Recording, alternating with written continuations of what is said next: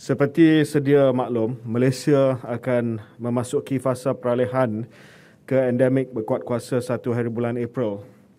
Bagi merancangkan pembangunan dan pemulihan ekonomi negara, Malaysia akan membuka semula sempadan kepada seluruh negara. Kementerian Kesihatan Malaysia telah menyediakan protokol untuk pengembara bagi menjadikan Malaysia destinasi selamat serta mengelakkan kesesakan di pintu masuk antarabangsa. Protokol am yang telah ditetapkan adalah seperti berikut. Sebelum berlepas, pengembara dikehendaki memuat turun, mendaftar dan mengaktifkan aplikasi MySejahtera. Pengembara dikehendaki melengkapkan deklarasi perjalanan termasuk maklumat vaksinasi yang boleh diakses melalui ikon Traveller dalam MySejahtera, melaporkan dan memuat naik keputusan ujian RT-PCR yang telah dilakukan 2 hari sebelum berlepas. Manakala bagi pengembara yang pernah dijangkiti dalam tempoh 6 hingga 60 hari, mereka perlu melaporkan dan memuat naik keputusan RTK Antigen Professional yang telah dilakukan 2 hari sebelum berlepas. Bagi pengembara bukan warga negara, mereka juga dikehendaki untuk mempunyai perlindungan insurans COVID-19 dan pengembaraan dan menyatakan alamat tempat penginapan di Malaysia. Dengan penghantaran maklumat di atas, pengembara akan mendapat paparan berikut dalam aplikasi MySejahtera. Kad pengembara atau Traveller's Card bagi pengembara dengan vaksin lengkap atau arahan pengawasan dan pemerhatian Home Surveillance Order selama 5 hari bagi pengembara yang tidak lengkap vaksinasi atau tiada vaksinasi.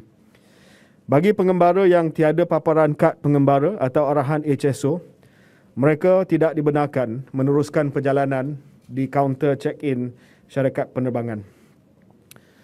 Protokol semasa ketibaan di pintu masuk antarabangsa.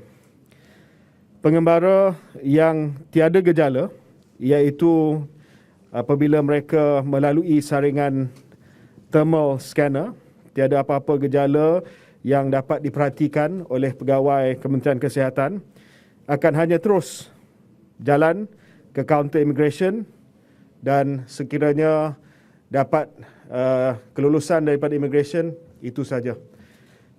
Selepas memasuki Malaysia dalam tempoh masa 24 jam. Jadi di lapangan terbang tidak ada lagi keperluan untuk melakukan ujian.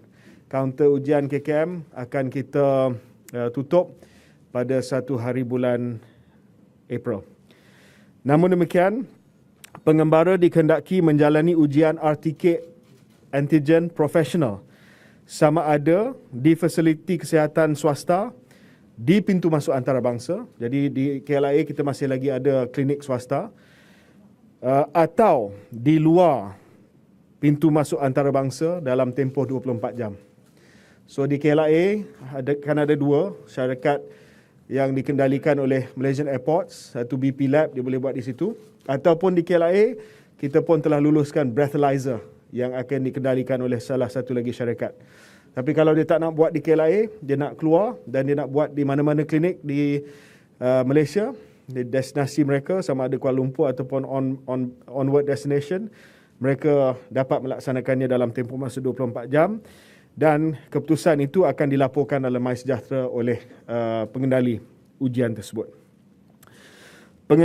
Pengembara keputusan ujian RTK akan diperolehi dalam aplikasi MySejahtera sekiranya keputusan ujian RTK Professional adalah positif, maka pengembara dengan vaksin lengkap akan diberikan HSO selama 7 hari di tempat penginapan bagi kategori 1 dan 2.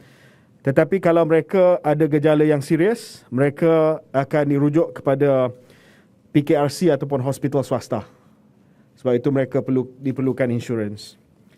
Bagi pengembara yang tidak lengkap vaksinasi atau tiada vaksinasi dan mereka positif, mereka akan dikenakan HSO selama 10 hari. Sekiranya keputusan ujian RTK Antigen Professional adalah negatif, pengembara yang fully vaccinated, mereka tak perlu menjalani kuarantin. Bagi pengembara yang tidak lengkap vaksinasi atau tiada vaksinasi, mereka akan diberi HSO selama 5 hari. Ini unvaccinated people, they are not positive, but they still have to quarantine for 5 days. HSO selama 5 hari di tempat penginapan, serta dikehendaki menjalani RT-PCR pada hari keempat ataupun RTK profesional pada hari kelima. Sekiranya ujian sampel kedua, ujian sampel COVID-19 dapati positif, dia akan sambung 5 hari. Kalau dia negatif, dia boleh keluar. Itu details lah yang kita akan keluarkan. Ya. Pengecualian kepada ujian pengesanan COVID-19. Kementerian Kesihatan ingin umumkan bahawa kanak-kanak berumur 6 tahun ke bawah tidak perlu menjalani ujian pra-pelepasan dan ujian semasa ketibaan untuk pengembara family yang bawa kanak-kanak usia 6 tahun ke bawah.